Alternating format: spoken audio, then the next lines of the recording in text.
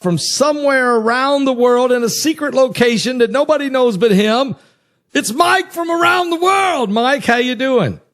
God bless you, Pastor Paul. Good to be here tonight. Oh, no. Wait a minute. Can you hear me? Yeah, I hear you, but no one else does. Let's try that again. Say it again. Testing 1, 2, 3. That's you. How you doing tonight, Mike? Good. Very good, Pastor Paul. Very good. Mike, it's great to have you on tonight. There's so much to ask you about and talk about. Italy, right? Italy is about to have a problem. Okay, talk about that. What do you mean by that? Well, Italy has geological problems right now. Yes. Right.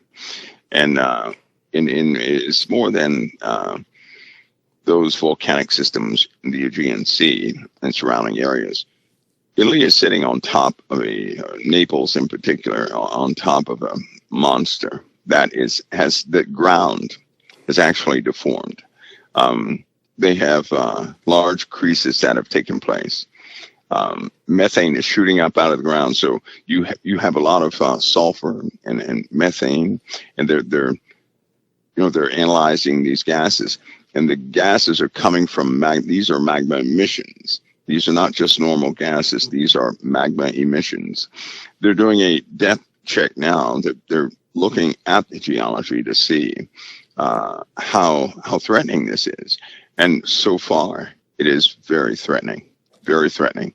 That's why I expect an explosion, an eruption there.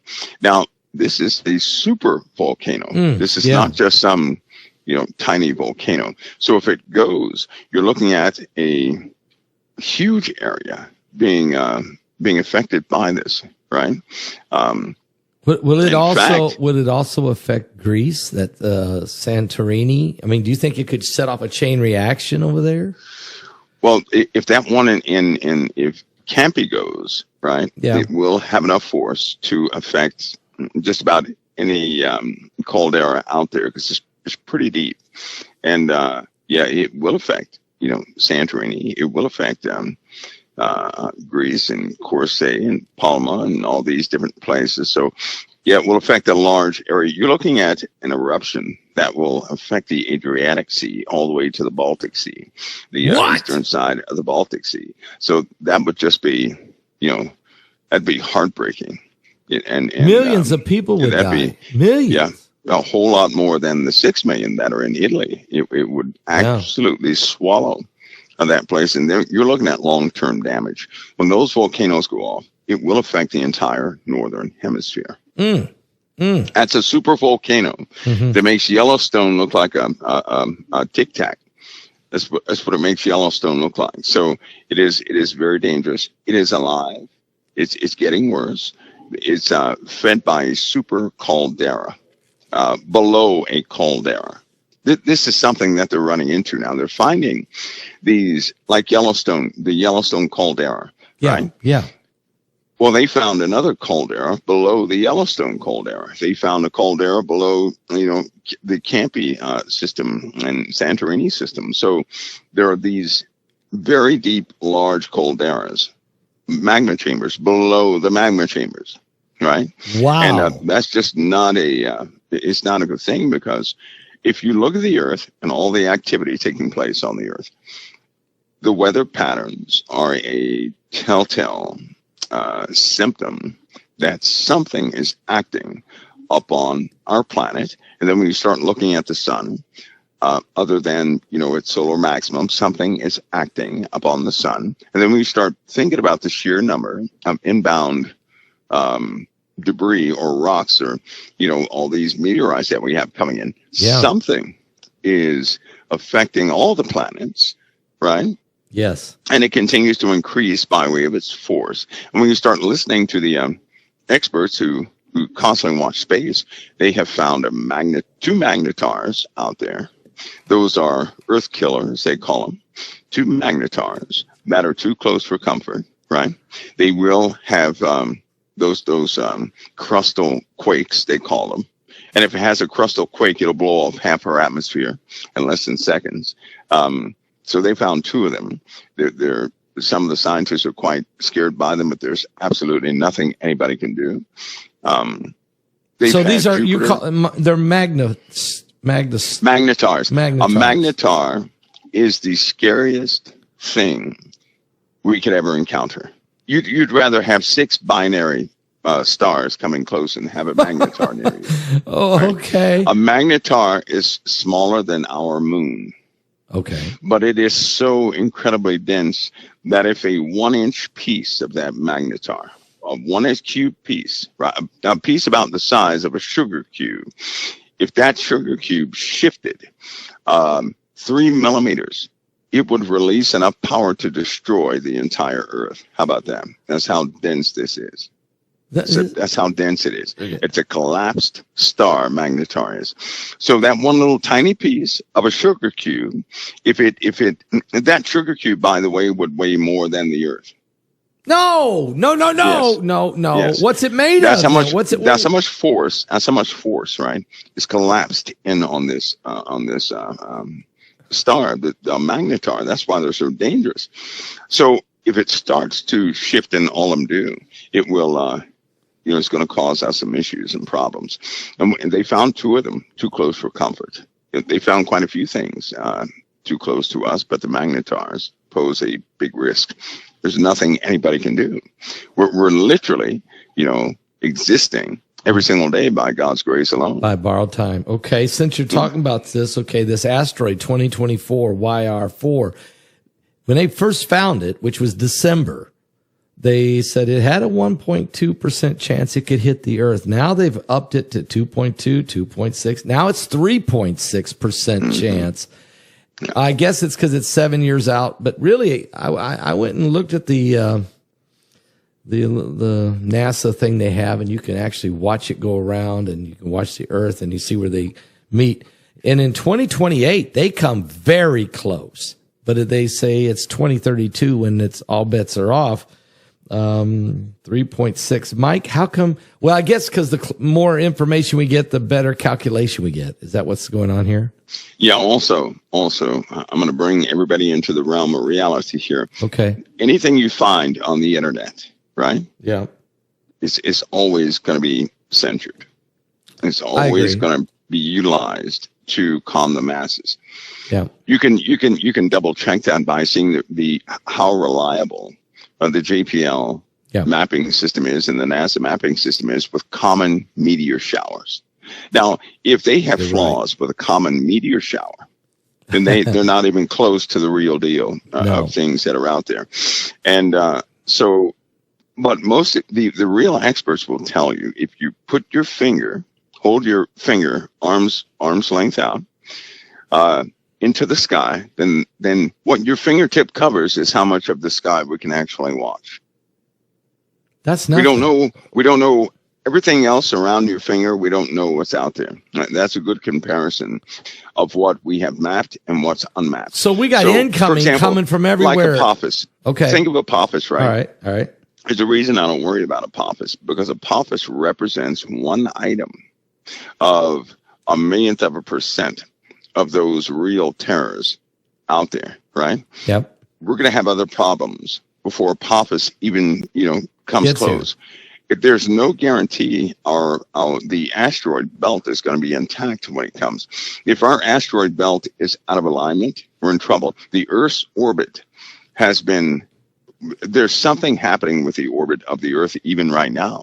So all calculations are going to be off in another year, right? Is that because of Planet X? Is the binary system is pulling on everything? Is that what's throwing everything off? In the Bible, when it says that the Earth is going to reel and rock like a drunkard. Yeah.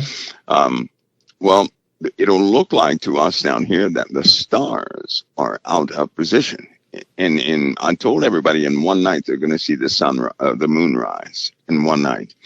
When that happens, we're not going to have our same orbit.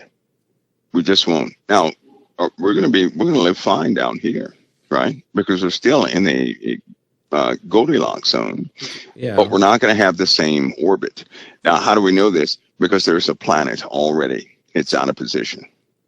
We're not talking about retrograde. Nope, it's out of position. I mean, is it Mars? Is it Venus? Things are happening in our solar system that are, they're these It shouldn't happen, but it did, and we're going to come next. It's only a matter of time before we are affected by it too. Plus, they've already found that one of the civilization killers is one of the planets in our solar system.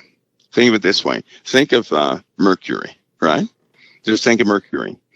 Every, 13,000 years, let's say Mercury is pulled into one direction, which brings its orbit near ours, a little too close to ours, right? Okay. That would be an external force every so often, not the long duration. This is a short duration. That's essentially a scenario that's being looked at right now. That one of the inner planets is going to be thrown out of its orbit, and it could very well get in our way, right? So we've had stability for a long time, but how many people are counting on one of our own planets You're not hopping saying its orbit or coming out of its own orbit to come close to Earth? no. None of us. Nobody is thinking about that. No, right? no. Yet, when they do observations of these inner planets, why is it that they have telltale marks of being in our proximity of the solar system? Right, some of the telltale marks. Some of the rocks and some of the debris they found on Mars matches some of the inner planets. Things like that have happened. So we know at one point there was a chaotic moment in our solar system, and the planets essentially rearranged themselves. Why do the ancients have the planets in a different order? Yeah, I know. I know. So something, and we're not talking about this story of Tiamat. There's a Trump, as he digs up this, some of these conspiracy theories. Yeah. Right. He's going to cause many to exclude the myth. Some of these myths that have been circulating. That's a good thing, because that means people won't be locked into false narratives, and they can get back down to the truth. And when they get closer to this truth, then they'll be able to see that what could kill us is right in our backyard. So, I mean, he's already confirmed chemtrails. Okay, he's already turned loose JFK files, which now we're finding out there was at least 2 shooters, maybe more. For Bobby Kennedy and John F. Kennedy. But are you saying that the Planet X, I mean, are you saying that there will be is there going to be a confirmation of some kind of binary system Well, we have historical holes, right? Okay. We have too many civilizations that they were taken down overnight, essentially. Yeah, right? That's true. Too many times on this Earth. We have debris from Mars here on this Earth, and some of the debris from Mercury is here on this Earth. That's crazy. Why? Right? People used to see Jupiter close up. Jupiter was the biggest object in the sky, bigger than the sun, bigger than the moon. Why? That means Earth did not always hold this orbit, yet people lived on this Earth. I don't think anybody's used to some of the planetary arrangements that you see historically etched in stone. There are forbidden places where they will not share the imagery that's etched into rock, showing what people of the past saw. They did not see the night sky like us. Right? They just did not. Orion, for example, was in a total different position back in the day than it is right now. That's why it gets talked about in the Bible a lot. That's right. The Pleiades likewise. And things were coming from, whenever Orion was in a specific position, lights would come from Orion to Earth. And that was a portents, its position was a portents of a type doom that would come upon the Earth. And sure enough, things would take place. So, but all that's forgotten knowledge. Why? Because people, they have theorized so much. They've theorized all the way away from the truth. That's why some of the information that people they believe is true doesn't even match the Bible. And I don't know about anybody else, but Revelation and the Bible itself, they're very true to me. Yes. But there's a lot of theories out there that are not even close to what the Lord said. Mm-hmm. But people believe in them. And until they're proven wrong, they won't let them go. right? Well, they believe because they don't know the Bible. So they believe false. You know, I think even and that's what they push. Apostle Paul said, "Don't believe science falsely." In other words, don't check with the Scripture first, right? Right. That's what they believe. So as we get as we continue to go, a lot of things are going to be disproven. As supernatural things are seen, then other folks will just shut their mouths and stop saying what does not exist. They're going to have to live in a world that they did not expect to live in. And wow, that goes with, what's going to happen to the earth. I believe it's going to become clear to all of us that we never had all the answers, Amen. Right? Especially when the void comes close. And I keep calling it a void because that's the best name I give it. Think of something in the sky, Pastor Paul, that is so dark. It absorbs light around it. We're not talking about a black hole. No. But we're talking about something that it looks like a ball of blackness, right? With purple tentacles coming out of it. Just think of that. That makes no sense, but that's the closest description I can give. And we're going to have to deal with that. Thank you, Mike, for that. And I can't wait till we talk again next week. What are we going to talk about next week, Mike? Oh my goodness. I think, at some point everything starts blowing up, basically. The weather's going to be a big deal, Okay. Somehow, Pastor Paul, we got to get people prepped for the weather. We do. We'll talk about it next week. Yeah, we'll talk about that. Mike, thank you for coming tonight. It's really, really good. I really enjoyed it. Pastor Paul, God bless you. And don't let the volcano scare you. No, I won't let we don't have any here in Florida, but I'll be careful. No. Okay. Not in Florida. Thank you. God bless you, Pastor Paul. God bless you, brother. Thank you so much.